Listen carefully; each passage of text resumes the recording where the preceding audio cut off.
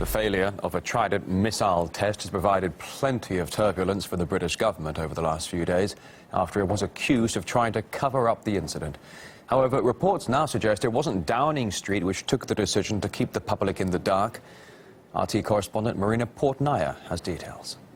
Well, according to a British military source interviewed by the Times newspaper, officials from the Obama administration asked David Cameron's government not to comment on the alleged Trident missile test failure because American technology was reportedly to blame. The UK was testing a weapon system, according to reports made by the Maryland-based company Lockheed Martin, which builds and maintains missiles. Now, when Britain launched an unarmed Trident missile from a submarine off the coast of Florida last June, it was supposed to head east, but a malfunction reportedly caused it to go off course.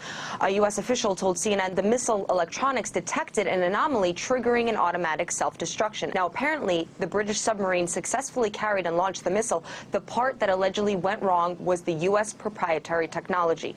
The Obama administration, according to the Times, reportedly feared that disclosing Trident's alleged missile failure would put American nuclear deterrent at risk because Lockheed Martin makes many missiles and many other weapons programs for the U.S.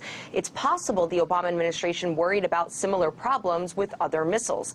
Downing Street and the UK Ministry of Defense have refused to comment on these most recent claims.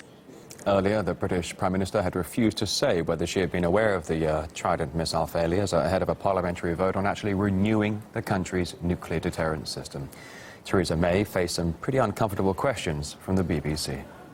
Did you know that misfire had occurred? Well, I have absolute faith in our Trident missiles. Did you know about it when you told the House of Commons? And the issue that we were talking about in the House of Commons was a very serious issue. Did you know? There are tests that take place all the time. Trident is the UK's nuclear defence system based up north in Scotland. It's comprised of 4 nuclear-armed submarines, but they're approaching the end of their working lives and are due for decommissioning in the next decade. Despite enormous costs, last summer the British Parliament voted overwhelmingly to renew the system. And earlier we spoke to various analysts who believe the public should have been made aware of the failed test ahead of the vote. The other nuclear powers would well have known about this. The rest of the world knew about this. People in authority knew about this, but the British people didn't. And we look at the fact that this was in a situation where this is a critical piece of information that was held from MPs who were debating the future of nuclear weapons in Britain. I think what we have to do is we have to rerun that debate. The rest of the world is looking at CNN and seeing US officials briefing about what happened with this incident, providing in some cases more information than people are getting in their own parliament, than British MPs are getting, and saying what's going on here. This is a weapon system that is shared between both Britain and America. It is relatively, it's got a 99% success rate.